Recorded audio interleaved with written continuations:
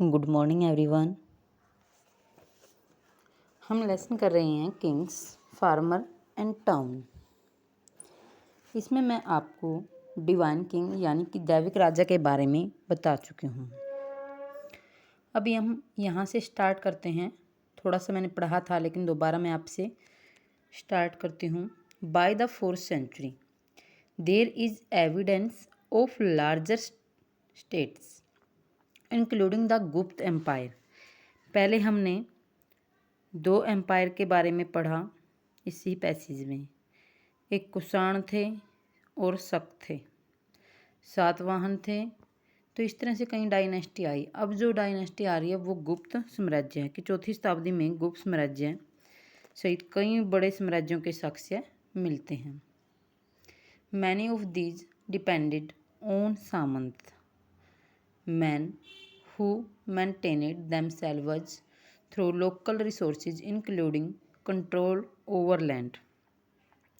कि इनमें से है ना कई साम्राज्य सामंतों पर निर्भर थे, अपना निर्वाह स्थानीय संसाधनों द्वारा करते थे जिसमें भूमि पर नियंत्रण भी शामिल था। सामंत है ना एक प्रकार से अमीर लोग होते थे, जैसे सरदार को बताया गया है ना, वैसे ही सामंत होते थे। काफ़ी शक्तिशाली होते थे, धनी लोग थे, इनके पास सेना होती थी, ये राजा को सैनिक सेवाएं देते थे, तो उनको सामंत कहा जाता था। और वो शासकों का आदर भी करते थे। Conversely weak ruler might find themselves being reduced to position of subordination। जो सामंत शक्तिशाली होते थे वो राजा बन जाते थे, और जो राजा दुर्बल होते थे वे बड़े शासकों के अधीन हो जाते थे। देखो मैंने बताया है आपको कि कुछ एक सामंत है ना शक्तिशाली होते थे काफ़ी, तो वे शक्तिशाली तो धीरे धीरे क्या होते राजा बन जाते थे, और जो राजा दुर्बल होते थे वो बड़े शासकों के अधीन हो जाते थे। Historians of the Gupta rulers have been reconstructed them literature, coins, inscription including prashasti composed in praise of king in particular and patterned in general by poets। कि गुप्त शासकों का जो इतिहास है, इतिहास साहित्य है उनका सिक्कों अभिलेखों की सहायता से लिखा गया है। साथ ही कवियों द्वारा अपने राजा या स्वामी की प्रशंसा में प्रस्तुतियाँ भी लिखी गई हैं। प्रस्तुतियाँ ना एक प्रकार से जो उसके दरबार में पोइट रहता था वो लिखता था उस राजा के बारे में। प्रस्तुति का मीनिंग होता था कि उसकी प्रेज करता था, वो राजा के गुणों का बखान करता था कि राजा बहुत शक्तिशाली है, राजा ने इन युद्धों को जीत लिया है, राजा ने प्रजा के साथ अच्छा व्यवहार किया है। तो वो सारे की सारी मतलब जितनी भी होंगी उसमें एक किंग की प्रेज होती है उस परिस्थिति के अंदर। तो ऐसे ही गुप्त सम्राटों में भी थी। समुद्रगुप्त का था एक पोइट हरिसेन। उस हरिसेन ने भी अपना राजा जो समुद्रगुप्त था उसके बारे में काफ़ी प्रेज की है।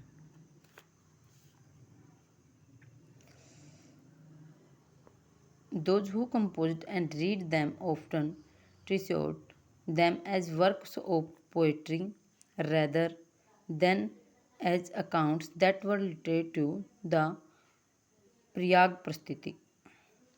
कि इन्हीं रचनाओं के आधार पर ऐतिहासिक तथ्य निकालने का प्राय प्रयास करते हैं, लेकिन उनके जो रचयिता हैं तथ्यात्मक विवरण की अपेक्षा इन्हें काव्यात्मक ग्रंथ मानते थे। एक एग्जाम्पल लेते हैं कि इलाहाबाद स्तंभ अभिलेख के नाम से प्रसिद्ध प्रयाग प्रस्तुति की रचना हरिसेन, जो स्वयं गुप्त सम्राटों के संभवतः सबसे शक्तिशाली सम्राट थे, उसने की थी और संस्कृत लैंग्वेज में की थी। तो आपने लर्न करना है इसमें कि समुद्रगुप्त एक राजा है, गुप्त का है क्योंकि पीछे गुप्त है समुद्रगुप्त, तो वहाँ से आपको पता लग जाएगा कि कौन सी डायनेस्टी का है ये। तो ये डायनेस्टी है गुप्त, और इसके दरबार में कवि रहता था हरिसेन। उस हरिसेन ने एक प्रयाग प्रस्तुति लिखी थी। उस प्रयाग प्रस्तुति को इलाहाबाद प्रस्तुति भी कहा जाता है और वो संस्कृत लैंग्वेज में थी। तो ये बात आपने इसमें लर्न रखनी है। एक यहाँ पर कोइन दिखाए गए हैं ये 2,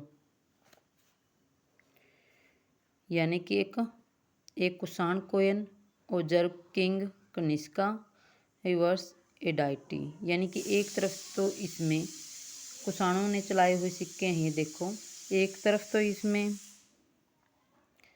कनिष्क है, दूसरी तरफ किसी देवता का चित्र दिखाया गया है।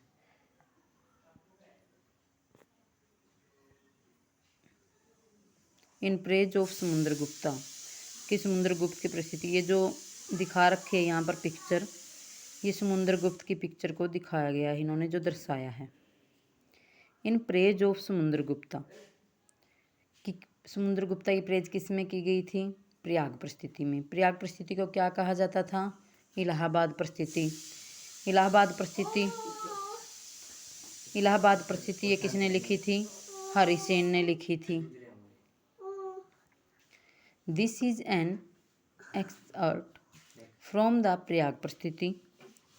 He was without an antagonist on earth. He, by the overflowing of the multitude of his many good qualities, adorned by hundreds of good actions, has vivid of the fame of other kings with the souls of fit Prusa and। तो इसमें है ना, उसकी काफ़ी प्रश्न की धरती पर उस जैसा कोई प्रतिद्वंदी नहीं है, अनेक गुण हैं उसमें, शुभ कार्यों से संपन्न, उन्होंने अपने पैर के तलवे से अन्य राजाओं के यश को मिटा दिया है, वे परमात्मा पुरुष हैं, साधु हैं, समृद्धि हैं, असाधु के विनाश के कारण हैं, वे अज्ञ हैं, उनके कोमल हृदय है, भक्ति और विनय से ही वश में किया जा सकता है, वे करुणा से भरे हुए हैं, वे अनेक सहस्त्र गायों के दाता हैं, उनके मस्तिष्क की दीक्षा दीन दुखियों, गृहिणियों, पीड़ितों के उद्धार के लिए। मतलब कहने का अर्थ ये है कि इसमें ना काफ़ी प्रशंसा प्रेज की जाती है एक राजा के बारे में। तो आपने इसको बिल्कुल अच्छे से लर्न रखना है कि परिस्थिति क्या होती है, किसी राजा की प्रेज होती है, किसी राजा की प्रेज होती है। और वो राजा कौन था? समुद्रगुप्त था। समुद्रगुप्त के दरबार में कवि था, उस कवि का नाम हरिसेन था। हरिसेन ने प्रयाग परिस्थिति लिखी है। प्रयाग परिस्थिति को इलाहाबाद परिस्थिति भी कहते हैं और ये संस्कृत लैंग्वेज में है। तो इस तरह से आप इसको अच्छे से लर्न करोगे।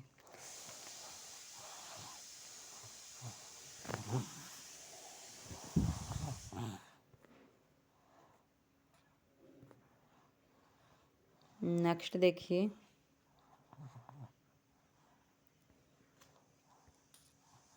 ए चेंजिंग कॉन्ट्रीसाइड, बदलता हुआ देहात, popular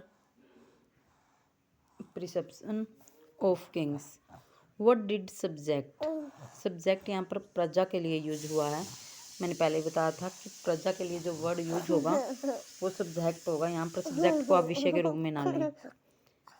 think about their rulers, कि जो प्रजा थी वो अपने शासकों के बारे में क्या सोचती थी।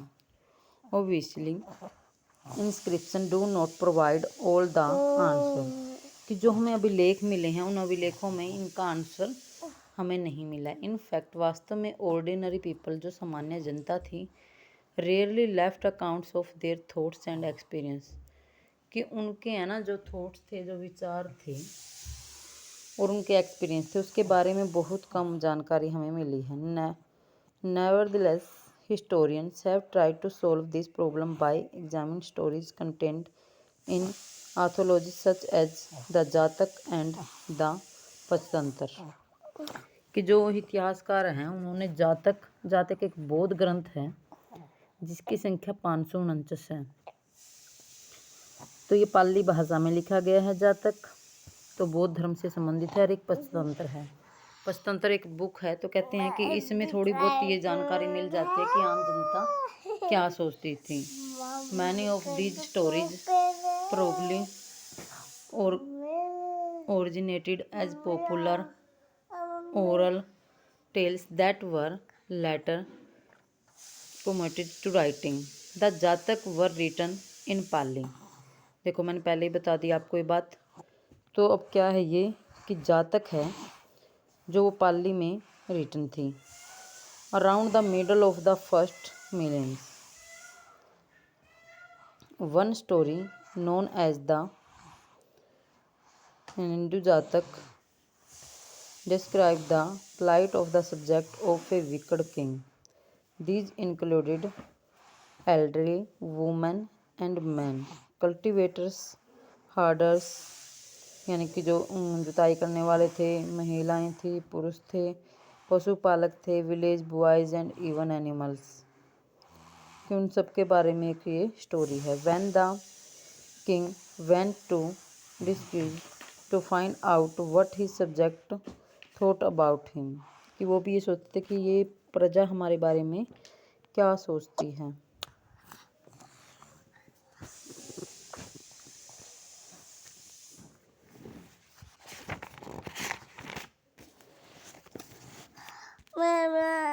इसमें क्या है कि बदलता हुआ देहात है, जनता में राजा की छवि है.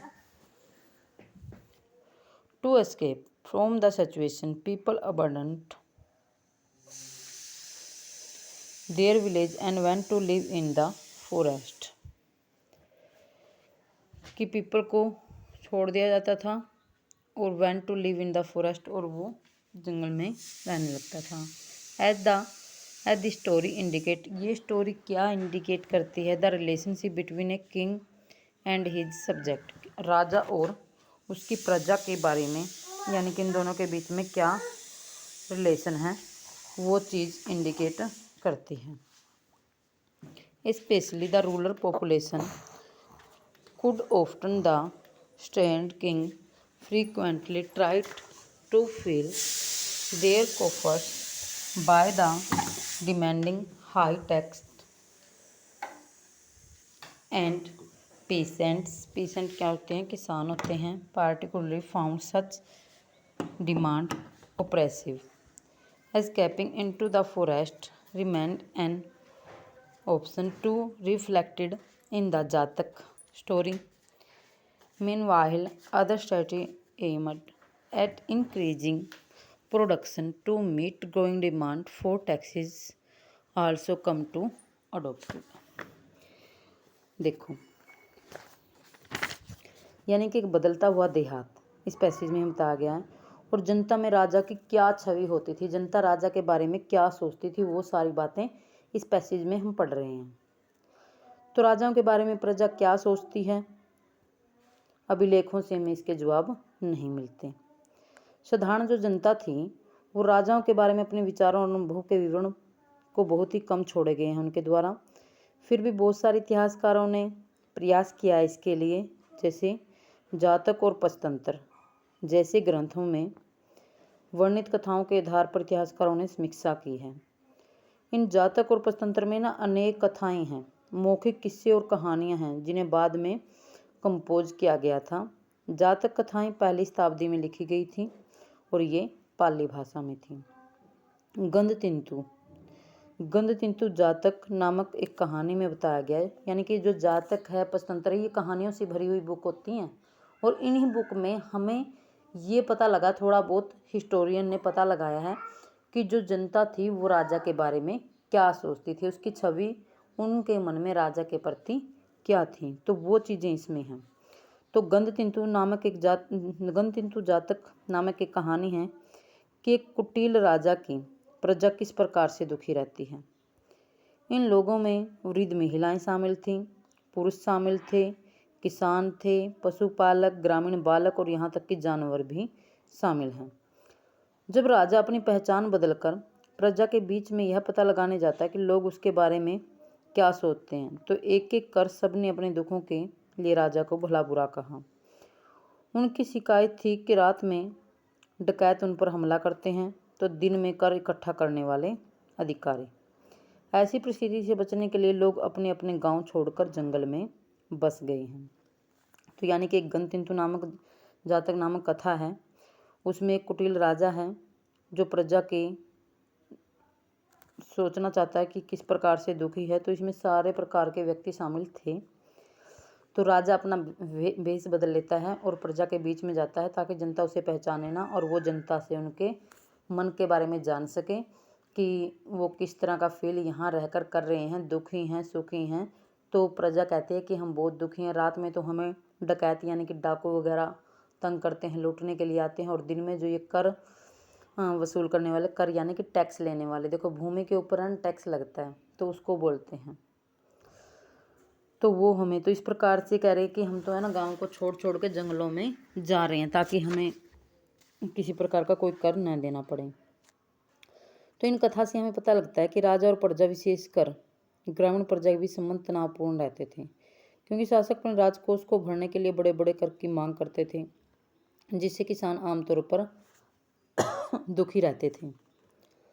इस जातक कथा से ये पता लगता है कि संकट से बचने का एक उपाय जंगल की ओर भाग जाना होता था, यानी कि लोगों के पास और कोई रास्ता बचता ही नहीं था। तो बस वो लास्ट में क्या करते फिर कि ऐसे तो काम नहीं हमारा चल रहा, तो वो जंगल की ओर भाग जाते। तो इसी बीच करों की बढ़ती मांग को पूरा करने के लिए किसानों ने उपज बढ़ाने के उपाय ढूंढने शुरू कर दिए। अब लोगों ने सोचा कि जंगल जा रहे हैं तो ऐसे भी काम तो नहीं चलेगा, तो उन्होंने क्या सोचा कि हमें ये कर तो देने पड़ेंगे, यानी कि टैक्स तो देने पड़ेंगे। तो उन्होंने ना उपज बढ़ाने के, यानी कि इस तरह से कृषि की जाए ताकि पैदावार ज़्यादा हो और हम टैक्स ईजिली दे पाएँ। तो ये उपाय ढूंढने अब उन किसानों ने शुरू कर दिए। तो नेक्स्ट में हम यही पढ़ेंगे प्रोडक्शन के बारे में कि उपज को किस तरह से उन्होंने बढ़ाना शुरू कर दिया। स्ट्रेटजी फॉर इंक्रीजिंग प्रोडक्शन, उपज बढ़ाने के जो तरीके हैं। One strategy was the shift to plough agriculture which spread in fertilise alluvial river valley such as those of the Ganga and Kaveri 6th century BCE। कि उपज बढ़ाने का एक तरीका हल का प्रचलन था, यानी कि इन्होंने ना हल का प्रयोग करना खेती में शुरू कर दिया, जो कि उपज बढ़ाने का एक तरीका था। क्योंकि हल क्या करता है, मिट्टी को अच्छी तरह से खोद देता है, जिससे मिट्टी काफ़ी नरम हो जाती है और फसल काफ़ी अच्छी होती है। ये जो बात है, ये गंगा और कावेरी की घाटियों की जो उर्वर मिट्टी है, एलुवियल जो सोइल होती है, उपजाऊ होती है, तो उस क्षेत्र में फैल गया था। द आयरन, वहाँ पर बारिश भी काफ़ी अच्छी होती थी, और जिससे लोहे के फाल वाले हलों के माध्यम से भूमि की जुताई की जाने लगी थी।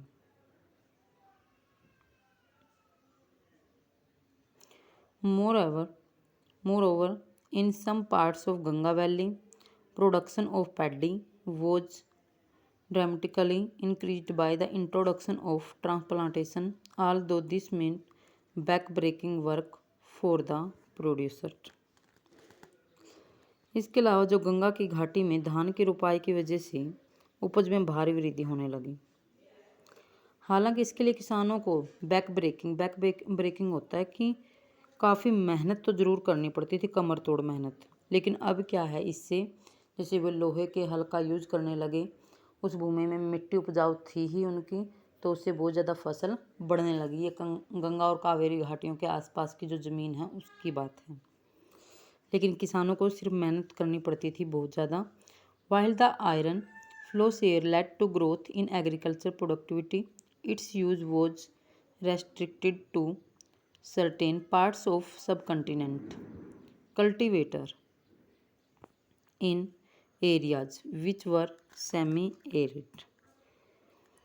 हालांकि लोहे के फाल वाले हल की वजह से फसलों की उपज बढ़ने लगी, लेकिन हलों का उपयोग उपमहाद्वीप के कुछ ही हिस्से तक सीमित था। जैसे पंजाब और राजस्थान में अर्ध शुष्क जमीन वाले क्षेत्र थे, तो वहाँ पर लोहे के फल का जो प्रयोग है वो 20वीं शताब्दी में हुआ। जो किसान थे उपमहाद्वीप के पूर्वोत्तर और मध्य पर्वतीय क्षेत्रों में रहते थे, उन्होंने खेती के लिए कुदाल का प्रयोग किया था। तो उन्होंने खेती के लिए किसका प्रयोग किया था, कुदाल का, जो ऐसे इलाके के लिए कहीं अधिक उपयोगी था। कुदाल होते हैं छोटे छोटे से, जिससे है ना हाथ से पकड़कर यूँ ईजिली खोदा जाए, और धीरे धीरे उसमें जोर तो ज़रूर लगता है थोड़ा सा, लेकिन ये है कि मिट्टी काफ़ी अच्छी हो जाती है और उसके बाद फसल बहुत अच्छी होती है। तो इन्होंने क्या तरीके अपनाए, एक तरीका तो ये इन्होंने अपनाया कि हल का प्रचलन, ठीक है। फिर कुछ महाद्वीपों में जैसे पंजाब राजस्थान में मिट्टी वगैरह नहीं थी, इतनी उबड़ खाबड़ सा था, अर्ध शुष्क वाली थी, तो इन्होंने वहाँ पर कुदाल का प्रयोग शुरू कर दिया। अब थर्ड देखते हैं हम इनका। Another strategy adopted to increase agriculture production वो the use of irrigation through wells and tanks and less commonly canals. Communities as well as individuals organize the construction of irrigation works. The latter usually powerful men, including kings, one often recorded such activities in inscription की उपज बढ़ाने का एक और तरीका कुओं, तालाबों और कहीं कहीं नहरों के माध्यम से सिंचाई करना था। यानी कि सिंचाई कैसे करते थे? कुओं से, तालाबों से, नहरों से। व्यक्तिगत लोगों और कृषक समुदायों ने मिलकर सिंचाई के साधन निर्मित कर लिए थे। तालाबों, कुओं, नहरों जैसे सिंचाई साधन निर्मित करने वाले लोग प्राय राजा या प्रभावशाली लोग थे, क्योंकि देखो गरीब व्यक्ति कुएं वगैरह, नहरों, सिंचाई आदि साधन निर्मित नहीं कर सकता था, तो इनका काम राजा या कोई प्रभावशाली व्यक्ति करता था, जिन्होंने अपने कामों का उल्लेख अभिलेखों में भी करवाया है। तो इस तरह से इन्होंने उपज बढ़ाने के 2-3 ये तरीके किए, जिससे इनकी उपज काफ़ी बढ़ गई। तो यहाँ तक आप इसको अच्छे से रीड करें।